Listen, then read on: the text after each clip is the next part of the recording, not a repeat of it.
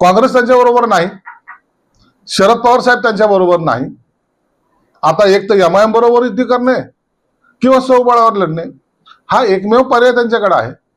म्हणून स्वबळाचा नारा जो त्यांनी दिलेला आहे तो फार खुशीने किंवा आनंद दिला अशातला काही भाग नाहीये.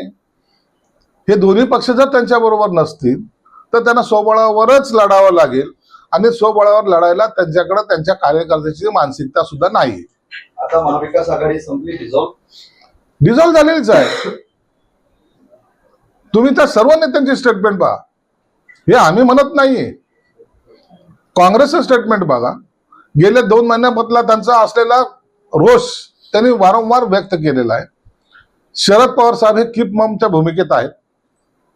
कुठे गेले ते ईव्हीएम घोटाळा, कुठे गेले पैशाचा एकदम म्हणजे वापर केला तेव्हा इलेक्शन जिंकले, हे सगळं बाजूला पडलं. आता मी पहिल्यांदा सांगितलं होतं की हे ईव्हीएम घोटाळ्याच्या नावावर 8 दिवस दुखवटा साजरा करतील, 8 दिवसानंतर पुन्हा पुढे जायचा प्रयत्न करतील. परंतु त्यांना आता ती दिशा दिसत नाही.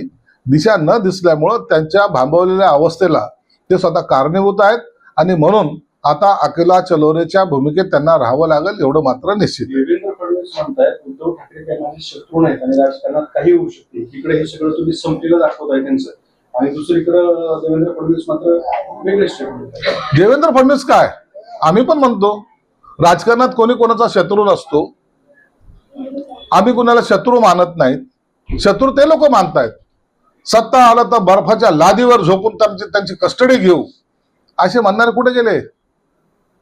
आता लाचारी पत्करणं हे एकमेव तुम्हाला ध्येय तुमच्या समोर आहे. तुम्हाला आता इतरांच्या दरवाज्यावर जावं लागेल म्हणजे जावंच लागेल. सिल्वर ओकचे दरवाजे सुद्धा तुमच्यासाठी बंद झाले, हे तुमचं दुर्दैव आहे. राहुल गांधी तुम्हाला आता भेटत नाही, हे तुमचं दुर्दैव आहे. आता कोणता तरी मार्गच आज पडायचा आहे. मग ज्याला काय अनेक नावाने बोलल्या जायचं त्या देवेंद्र फडणवीसाला आज देवेंद्र फडणवीस जी, महाराष्ट्राचे लाडके मुख्यमंत्री जी, ही जी काही भाषा बदललेली, ही भाषा आता बदलून तुमचा काही उपयोग होणार नाही. तुम्ही तुमच्या भूमिकेशी ठाम राहा आणि स्वाभिमान ज्याला म्हणतात, तुम्ही जे गप्पा करायचे ना, मफलर उडू उडू फडकू झेंडे फडकू, तर त्या भूमिकेत राहा आणि स्वाभिमान जर थोडासा शिल्लक असेल ना तर स्वतंत्रपणे निवडणूक लढवून दाखवा. ठळक घडामोडींसाठी देशोन्नती न्यूज चॅनलला सबस्क्राईब करा आणि बेल आयकॉन प्रेस करा. मुंबई, पुणे, नागपूर, मराठवाडा असो का विदर्भ, राजकीय, सामाजिक, शैक्षणिक क्षेत्र असो का क्रीडा, सर्वच घडामोडीचे विश्लेषण पाहायला विसरू नका.